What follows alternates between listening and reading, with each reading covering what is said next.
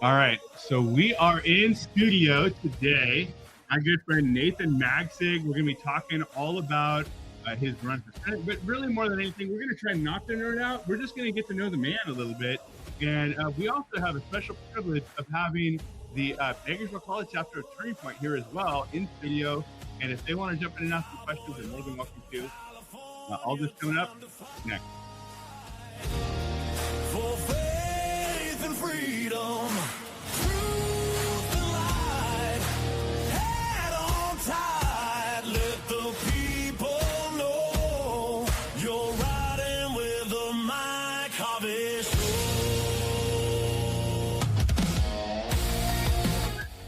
Nathan, I'm pumped to have you in the studio. You're the first guest we've had in here in a while, and you're running for office. So this is a special treat, man. Thank you for having me. I really appreciate it, Mike. Yeah, and so like I said, I don't want to nerd out on all this political stuff because people kind of gloss over in their eyes with all that stuff. But you've been involved in politics for a while now, right? How long? I've been involved with politics for about 27 years. So I got my start. That's a while. I got my start right out of college and worked for the state legislature running campaigns. Worked for an assemblyman as his district director as well as a field representative. Got elected to the Clovis City Council in 2001, where I served for 16 years and also served as mayor twice there. Currently, I'm on the Fresno County Board of Supervisors. I serve in the District 5 seat. But in addition to what I've been doing in the political arena, I also have worked in youth ministry. My Lord and Savior is Jesus Christ. I'm not ashamed to share that, and became a Christian at a very young age. My father also was a pastor, and I love talking about Jesus everywhere I go. Just this past Sunday, I was asked by the Sanger Church to come out and preach, and I was happy to do that. But I'm also a general contractor. I ran a construction company for 10 years and then worked at another corporation as its RME, managing both residential and commercial construction. And most people, I know what RME stands for, but most people don't. So RME, RMO, so responsible managing employee or responsible managing officer. So a corporation needs someone with a contractor's license like me to manage all construction activities for that corporation. So I've done that in the past. So what is your classification on that? Yeah, I'm a B. So license, a general contractor. Typically, I deal with sticks and bricks, so everything out of the ground.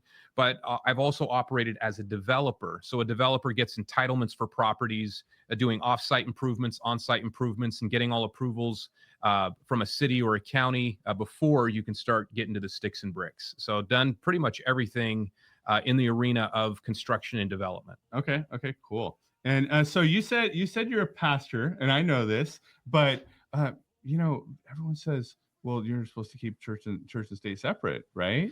Well, so how are you going to run in a blue state like California as a pastor? Well, so one thing I want to remind folks, if you look at how this nation was founded, if you look at our forefathers, a lot of them not only were believers, but a lot of them were pastors too. Mm-hmm. And so this whole concept of keeping church and state separate, that has been misunderstood. Really what it's all about is the state, the nation should never say, this is the religion everybody has to practice. And so for me, as a Christian, I'm one who believes that when I make decisions, I use the Bible to help inform me on how I can operate not only as a good citizen, but also a good Christian. So a church and state has been misused. And ultimately, I would say a lot of the policies that we're seeing out of Sacramento, they're pushing a religious agenda too, but they're kind of packaging it and wrapping where they're saying, no, it has nothing to do with religion. Right. Well, I think liberalism is their religion, right? Well, I would call it secularism. Okay. And so if you look right now, you look at things like AB 32, which passed in the early 2000s. What is AB 32? So that's a greenhouse gas reduction bill where we need to reduce greenhouse gas emissions because there are some who believe greenhouse gas emissions are causing the climate to change. And so reducing greenhouse gas emissions, there really is no science. There is no scientific absolute evidence showing that greenhouse gas emissions truly are driving the climate to be warmer or colder or anything else. But yet people say we're doing this to help protect the planet. Really, it's a religion. A lot of bills, a lot of laws are passed because of belief systems that people have. And Christians always get the short end of the stick. the neat thing about Christianity and how our country is founded, a lot of the liberties and freedoms where people can practice any religion who come here, a lot of those freedoms have come because of what Christians have fought for, and the fact that a lot of our founding fathers were Christians themselves. Right. Well, but people say that the country wasn't founded as a Christian country. You know, again, going back and taking a look at, I look at John Adams. So John Adams was the second president of the United States.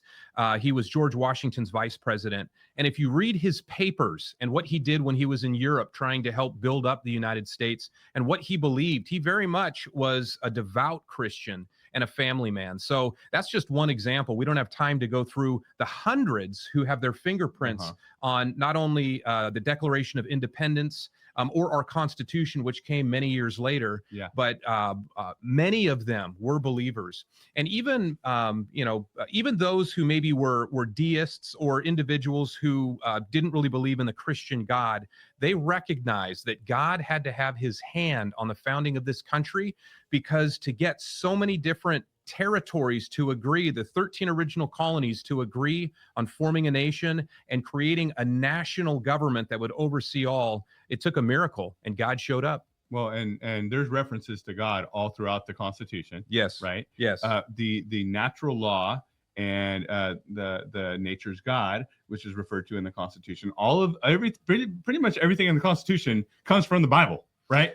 And unfortunately, when you look at a lot of our institutions, our colleges, or schools, we do not teach history anymore. There's other things that have kind of supplanted history as you and I remember it when we were in elementary school as well as college.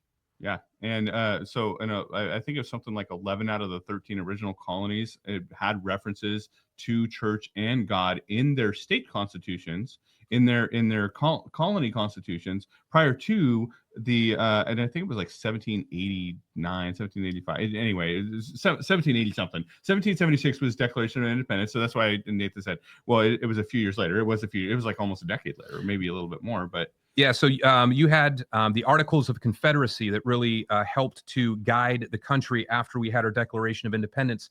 But in some of those early documents, we didn't have the ability to tax as a nation, and so the Constitution came about. Confederation were such a disaster. Yes, they were. But now here we are nerding out on history, right? So we're not going to nerd out on politics, but like I love this stuff, and I think you probably do too. And I asked you some of those questions. You probably you're just like, well, I know you know the answer, Mike, but I wanted you to say it for the guy listening that doesn't know. And for those of you watching right now and listening, I want to encourage you. There's a number of different authors that that have written books. One of them is Doris Kearns Goodwin. She's written a lot of great books. But Eric Metaxas, I love Eric. He writes from not only a Christian perspective, but he's very historical. So one book that he's written, it's called If You Can Keep It, and it talks about how this country was founded and what really makes us unique.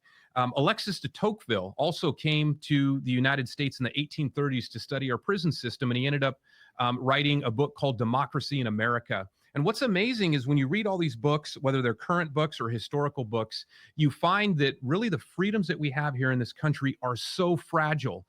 One of the things that the founding fathers recognized is the freedoms we have will continue to thrive to the extent that we have an educated and moral population. And right now what we've seen secularism kind of creep in, trying to push God aside, saying that really there is no such thing as one singular morality.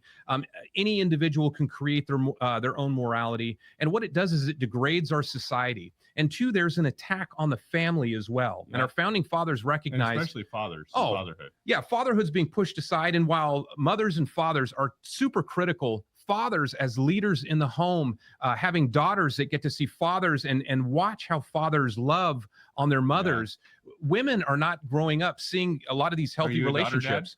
I have 3 sons. Okay. I'm a daughter dad. Very good. I got 2 sons and a girl. Very good. This is my baby girl. I took her to breakfast this morning. So we could go on and on this topic, but what's interesting today is many people point back at government, going, government, we need to make our kids smarter in schools. Government, you need to be involved in providing free housing and free healthcare. And really, that is not what this country was founded on. No, that couldn't be any further from the founders' intentions. The founders wanted people to have liberties and freedoms, and they recognized that government was necessary, but government also needs to be constrained and as small as possible. And we really need to get back to that. So in a state like California, where that's the exact opposite of the way it's being implemented, a blue state, you're clearly a conservative, Republican, Christian, man of God. How are you going to push back against some of this? Like we just had this huge, and I'm not, like, I know some people are like very discouraged about this Prop 50, the big redistricting power grab from Newsom up in Sacramento, and I know you were involved with that, as was our friend David and a lot of other good friends of ours. But we just had that big defeat. What, how are we going to manage to continue doing what we need to do in the state of California? So first, you can never give up. I would say, looking at Winston Churchill, who, of course, led Britain during World War II, he was one of the most inspirational individuals in the face of what seemed like absolute destruction that was coming straight towards them. And one of the things that he talked about is you have to be tenacious. You can never give up. And that's one of the things that we have to remember.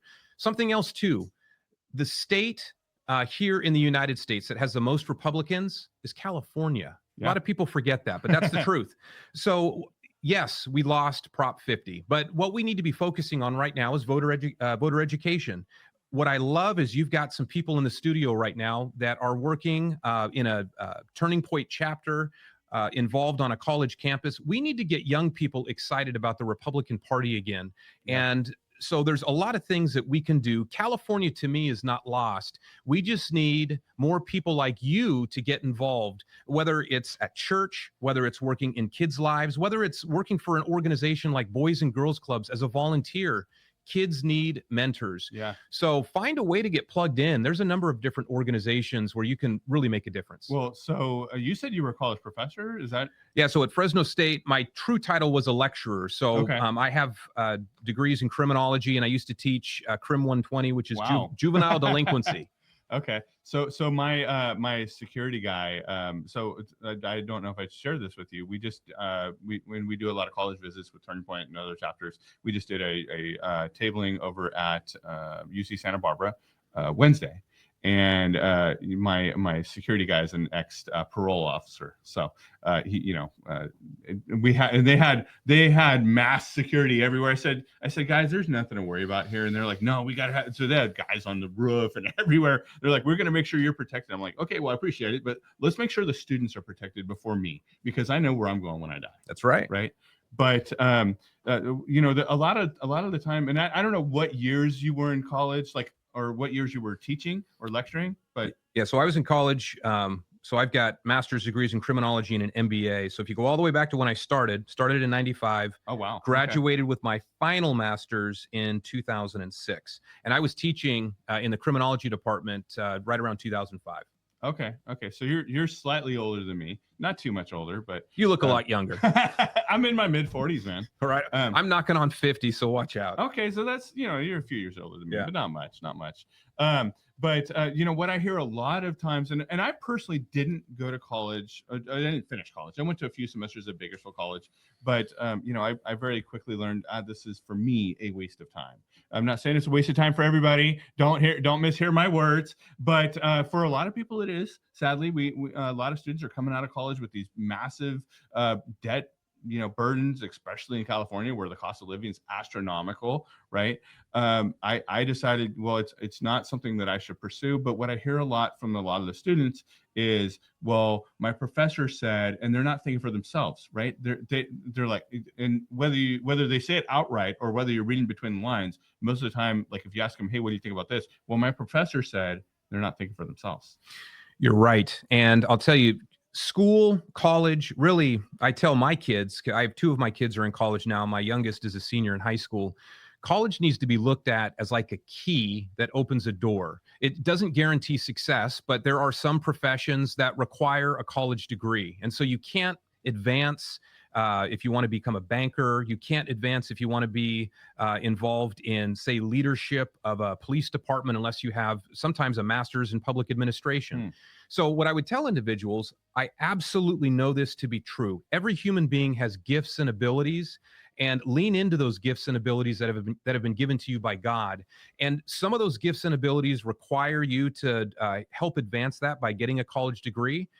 but some of those gifts don't require a college degree. You might be a skilled tradesman, someone who understands how electricity works. And so going to a trade school, possibly getting involved, starting a business as a subcontractor, that's significant. You can make a lot more money than an attorney if you're running your own business involved in the construction world. So there is a pathway for all. And really, it seems like the last 50 years, teachers and a lot of folks out there have been trying to steer everybody towards college, but it's not for everyone. No, definitely. The trades is a huge need, not only opportunity for students, but it's a need as well. And we talked to my family. My family, I grew up in an ag family. I don't know if you had any relations to agriculture. I think you did. Yep. But growing up in an ag family, like my dad is head of the Western Pecan Growers Association. And he's like, we want to get more students involved. So one of the things that we are doing, that we're working on, I think I mentioned part of this to you, is working on these internships. So we're in touch with, like on the political side, we're in touch with the state legislature, Senate caucus, and the Assembly caucus to create internships for the students, that we engage with on campus. But we're also working in the ag industry to create those opportunities. And we know, in ag, like we've been beat down in ag for quite a long time, and there's a whole bunch of factors there. But what are your thoughts around that kind of stuff and your background as it relates to ag? And yeah, well, I'm sure that most people watching this podcast, a lot of you are from the Central Valley, and so I don't need to provide too much of an education. But the production of an 8-county region that goes from Kern County all the way up, really, to San Joaquin County, we produce over $60 billion worth of agricultural commodities for the world. To put that into perspective, the breadbasket of Europe is Ukraine. They supply a lot of grain and food and fiber to Africa as well. In 2019, the value of the products that came out of Ukraine was $19 billion.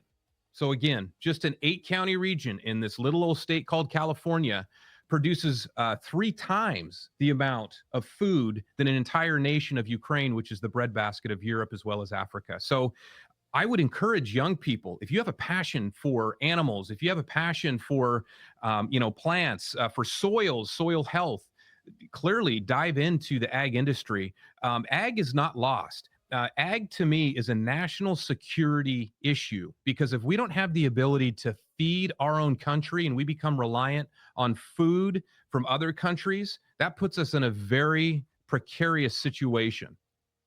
Hey, how are you? We just had another person come in our studio. We're talking with Nathan Magsig here, running for State Assembly SD12.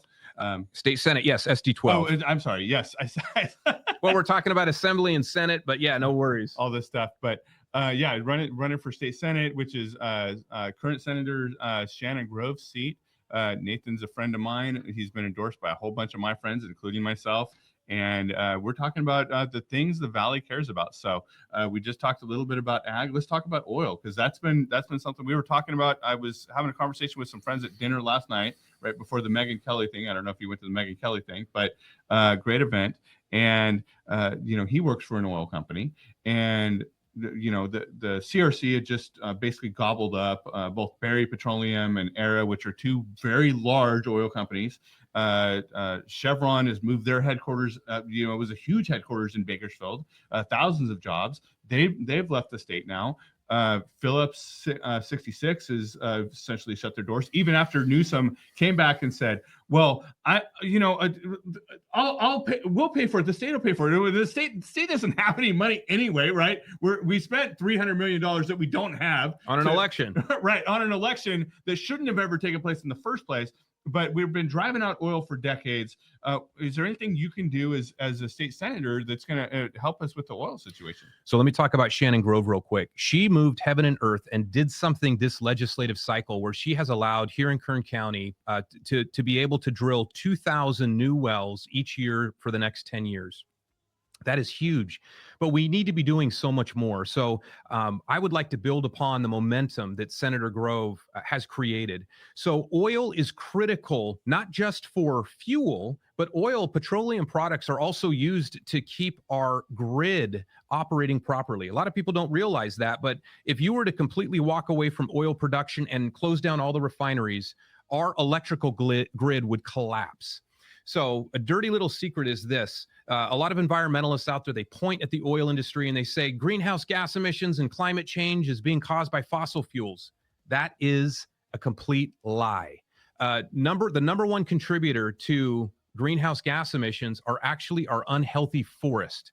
There have been studies done by the fires that are happening in California. The particulate matter, the greenhouse gas emissions that are being released far exceed all the fossil fuels that are being consumed here in California. So back to what we need to do. In the 1980s, over 90% of the oil that we used in California came here from the United States and predominantly came from Kern County and other counties right here, Monterey, Fresno County. And so we need to get back to producing our own oil, our own energy right here. We have some of the largest natural gas reserves in the world here in the Central Valley. And yet, because of our environmental laws, a lot of people don't want us to be tapping into this resource that we have right here below our feet. Others say we're going to run out of oil. We're pumping too much. We're harming the environment. In 1889, Fresno County actually established the first oil wells out in Coalinga, and now most oil wells are here in Kern County, but we still have significant reserves here in California. We pull oil out of the ground more safely than any other state and any other country in the world. We shouldn't be bringing oil in from ships, from Venezuela, from Iraq, from other countries. The oil that we use here should be coming from under our feet because it creates jobs, it reduces pollution, and so I will fight for the oil industry as your next senator if I'm lucky. So, that's one of the huge things. Unfortunately, Trump's been able to bring the cost down a little bit. Nationwide, it's been brought down a lot. In California, even in Bakersfield, I'm seeing it. It's down to $3.85 was the cheapest price I saw.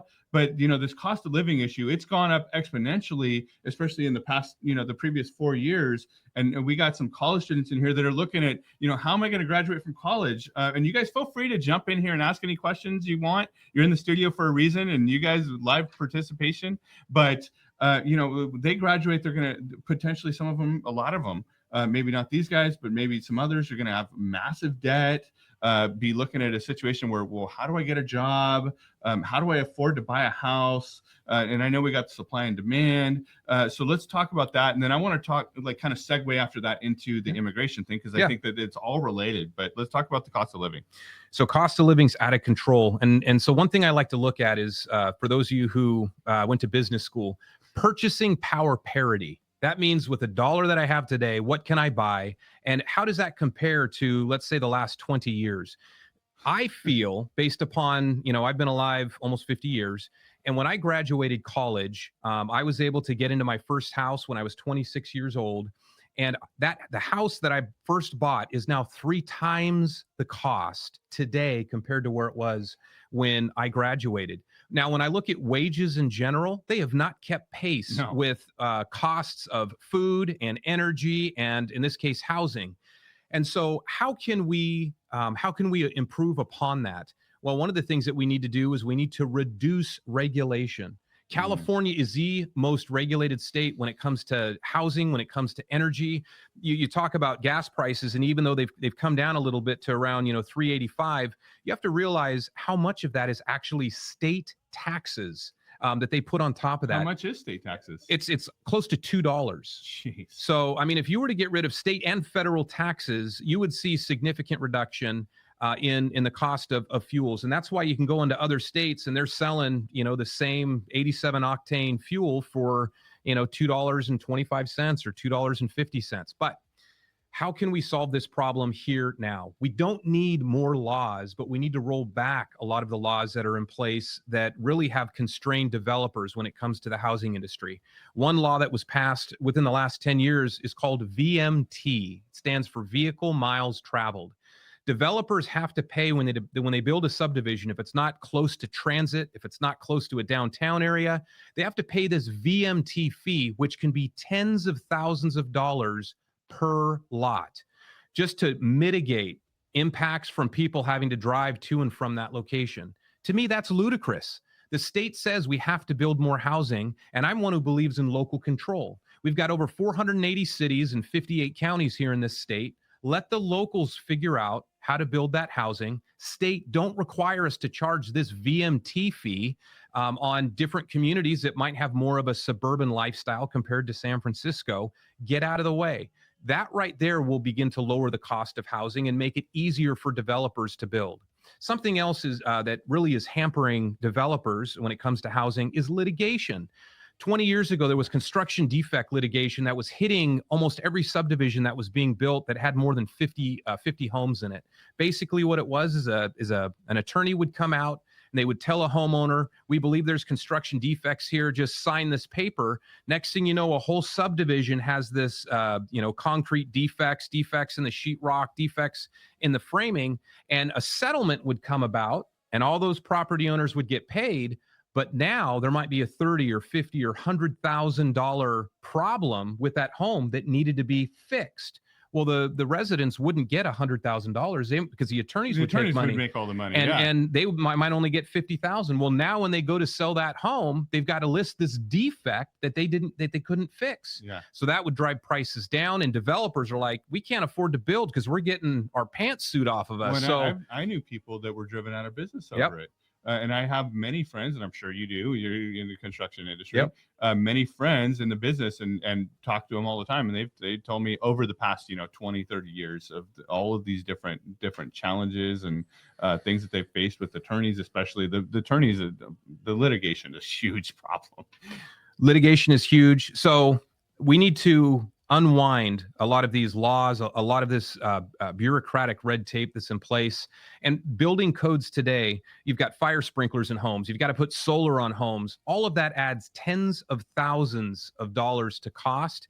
And really, when you do a cost benefit analysis, you don't get a whole lot of benefit by adding all these things to these homes anymore. Right. So we have to roll some of that back. Yeah, absolutely. Okay, so let's talk about, we talked about, the construction, supply and demand, housing. We have an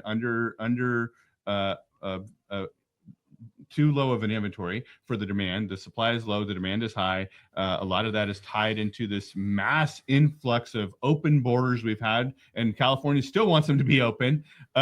For how long, right? We tried amnesty back in the 80s with Reagan. The Democrats didn't keep their word on that. So what can we do to solve some of these problems? I know Trump's been working on it, but the state's been fighting them tooth and nail every inch of the way.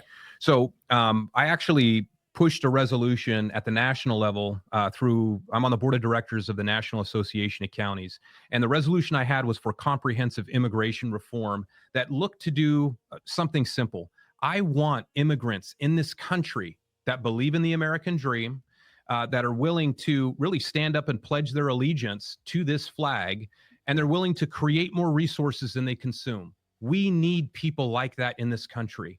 My family, many generations ago, came here on my dad's side to this country in search of the American dream. And I think this country needs to have its arms open to the producers of the world who want to come here, accept what this country was founded upon, and then produce. So right now, it's very difficult if you want to use legal channels to come to this country. It's expensive, takes a lot of attorneys. There are people who do it. But to just say people who are in this country here illegally should just be allowed to become citizens is wrong, because it's a slap in the face to those people who have been here first. So I really appreciate what Trump has done. President Trump, when he was campaigning, he said that he was going to shut the borders down as soon as he came into office. And you may recall that President Biden said, that's impossible. It can't be done. Congress needs to act. And there's all these processes. And you know what? Trump came into office. And if you look at the number of people that are coming into the country illegally now, it pretty much has stopped. There's like a 99% reduction. And it has nothing to do with the money that he spent per se, but it has to do with policy and his position. Well, it's just enforcing existing policy. And it's enforcing existing laws and that have been on the books. He said something I say whenever someone says something like that to me, it's like, oh, you can't do that. There's too much challenges to doing that. I'm like, watch me.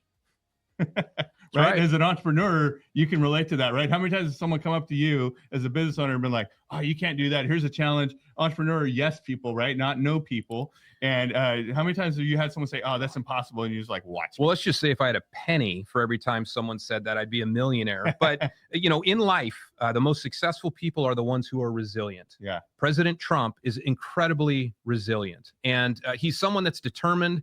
He was elected based upon, I think it was his 17-point plan, things that he wanted to accomplish, whether it be the big, beautiful bill that came through, border security, his policies on water, agriculture, and then trade. One thing, a big misconception out there right now, people are like, Trump is terrible because of all these tariffs that he's imposing.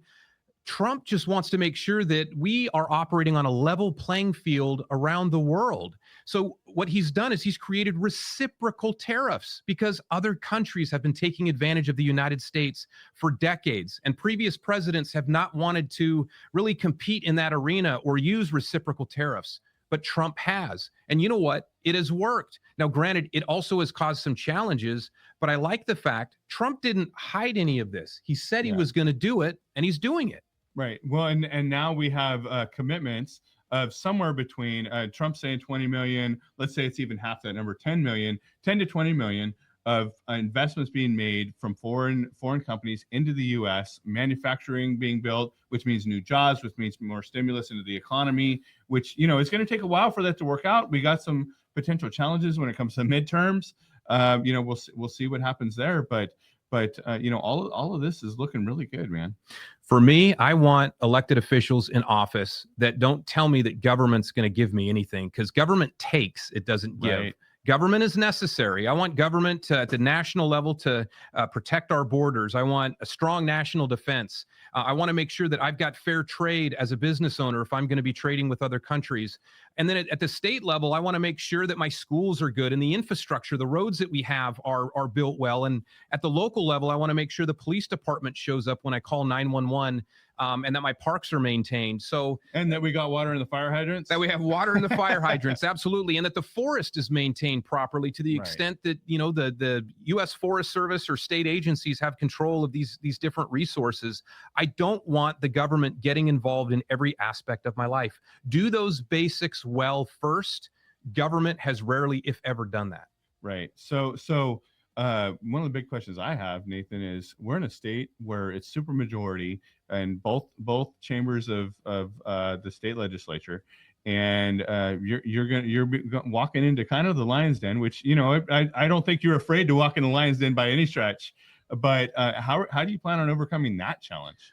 So I think one of the first things that needs to happen, I describe Republicans, we are a lot like cats. We're very independent. It's tough to, herd us together. And we like to fight each other. We love fighting each other. And so really what needs to happen is the Republican Party needs to come together, and we need to have a message that all of us can say that resonates with the public. And the Republican message of more liberty, more freedom, supporting entrepreneurs, helping to grow the economy, that is a winning message. And for whatever reason, we don't do well telling that story. Something else that we need to do here in the state is we need to focus on local and then assembly and Senate races. And we can't, you can't make the state red again overnight. But what you can do is you can pick up one seat at a time. Right. Something else that needs to happen too, and as a Christian, this is what I firmly believe. We have become so polarized, looking at people as Republicans or Democrats or independents, or you believe in this, you believe in that. God created every person on this planet. I firmly believe I serve a sovereign God that is fully in control. And when Jesus died on the cross for my sins, he died on the cross for everyone's sins, and he wants a relationship with everyone. So as I approach people, I need to build coalitions. And even though they might be from the other party and they might believe in things I don't, I have to find common ground with them to build infrastructure. This state needs it. So I'm committed to finding that common ground without violating my principles, but focusing on those issues that can really move the needle for all of us here in California. And you couldn't have had a better example than Shannon in that, right? Shannon is amazing. If Senator Grove. It breaks my heart that when you have a representative like Shannon Grove in a position like Senate, that we have term limits. It breaks my heart because I would continue to support her as long as she would want to serve. If you look at her when she served in the assembly and where she is now as a senator, kind of wrapping up her last term, she has been one of the most effective Republican legislators and someone who gets things done and has the respect of Republicans and Democrats. That's very difficult to do, and she's done it without compromising. Well, one of the kind of signature issues for her, have a great day. One of the signature issues for her has been this protecting our children, right? And so are you going to carry that mantle forward? I want to carry the issues forward that Shannon has been focusing on and so much more. So talking about protecting the children, really one thing that breaks my heart is the family unit is eroding, and secularism has really creeped in and is trying to force out the things that really make our state and country strong. To me, though, government can't fix the family, but the government can make it difficult for a family to be able to provide. So again, where I want to be involved is unwinding a lot of these regulations. And to the extent that I can introduce legislation and bills that protect kids, I'm absolutely going to do that. Awesome. So we're getting close to the end here. What question would you like me to ask you that I haven't asked you yet, Nathan? Oh, that's interesting. What question would I ask myself? So I would ask myself, why in the world would someone who's been involved in the private sector and been involved at the local level want to go to Sacramento? That's a great question, because I wouldn't. So I will tell you, so since you've asked me that question, I will say I am one who I love what I do as a local elected official, but the gifts and abilities that I have, I was not made to be comfortable. And I really feel led right now to run at the state level, to try to build coalitions. And I look at the challenges we face, and it scares me, because without God's intervention, I can't do this on my own. Without building a coalition, I will fail. So I'm scared as I walk forward into this. And so the reason that I'm running is right now, this is a space where I believe I can have more of an impact to really make California and the Central Valley a better place than I can at the local level. And so I'm willing to give of my time and my talents to go up to Sacramento. So, dude, I know just from conversations we've had that you're a fighter. Where did that come from? Were you in sports, or where's that fight spirit come from? So I'll tell you. And Nathan's, by the way, all the way an alpha male. Well, thank you. So I've been through some pretty significant challenges. When I was younger, my parents divorced, which was devastating. And then my dad died in an accident, in a plane crash, when I was 21 years old. And I looked at life. There have been opportunities for me to give up, but my father used to always teach me to press on in life. So where does my fighting spirit come from? As I look back on the Bible and I look at the disciples and what Jesus called the disciples to do, he called them to do the impossible. And the disciples were imperfect people. They were fishermen. They were tax collectors. They were sinners, just like me. I'm a sinner. But God has called me to step outside of my comfort zone. And the reason I'm such a fighter is I absolutely believe in the mission that I'm on. And I'm one who's willing to take on a truck, recognizing that if God doesn't intervene, I will be destroyed. But if I feel called to something, I'm going to go straight at it and give it my best. Awesome, man. Well, I look forward to seeing you in Shannon's seat here coming up. Senator Nathan Magsig. Thank you. Yeah, you got my support all the way. Anything we can do for you, let me know. And this isn't the last time we're going to have you in the studio. Thanks, guys, for watching. Until next time, have a great day. God bless.